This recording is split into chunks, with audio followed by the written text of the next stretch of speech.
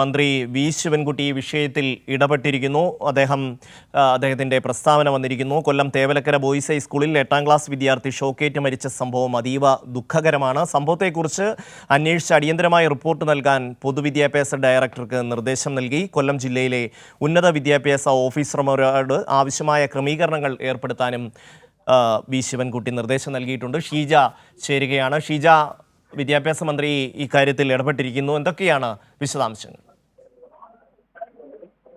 ഏതായാലും ഈ കൊല്ലം തേവലക്കര ബോയ്സ് ഹൈസ്കൂളിൽ ഉണ്ടായ സംഭവം, ഈ 8ാം ക്ലാസ് വിദ്യാർത്ഥി ഷോക്കേറ്റ് മരിച്ച സംഭവം, അത് അതീവ ദുഃഖകരമാണ് എന്നുള്ള കാര്യം തന്നെയാണ് മന്ത്രി വി ശിവൻകുട്ടി പ്രതികരിച്ചിരിക്കുന്നത്. സംഭവത്തെക്കുറിച്ച് ഏതായാലും അന്വേഷിച്ച് അടിയന്തരമായ റിപ്പോർട്ട് നൽകുവാൻ വേണ്ടി പൊതുവിദ്യാഭ്യാസ ഡയറക്ടർക്ക് ഇതിനകം തന്നെ നിർദ്ദേശം നൽകിയിട്ടുണ്ട് എന്നുള്ള കാര്യം കൂടി മന്ത്രി അറിയിക്കുന്നു. ഒപ്പം തന്നെ കൊല്ലം ജില്ലയിലെ ഉന്നത വിദ്യാഭ്യാസ ഓഫീസർമാരോട് ആവശ്യമായ ക്രമീകരണങ്ങൾ ഏർപ്പെടുത്താനുള്ള നിർദ്ദേശവും നൽകിയിട്ടുണ്ട്. ഈ റിപ്പോർട്ടിന്റെ അടിസ്ഥാനത്തിൽ മറ്റ് നടപടികൾ പൊതുവിദ്യാഭ്യാസ വകുപ്പ് സ്വീകരിക്കുന്നതായിരിക്കും. അതിനൊപ്പം തന്നെ അവിടെ ഇപ്പോൾ അടിയന്തരമായി ആവശ്യമുള്ള കാര്യങ്ങൾ ചെയ്യാനുള്ള നിർദ്ദേശം അതുകൂടി നൽകിയിട്ടുണ്ട് എന്നുള്ളൊരു കാര്യമാണ് ഇപ്പോൾ മന്ത്രി വ്യക്തമാക്കിയിരിക്കുന്നത്.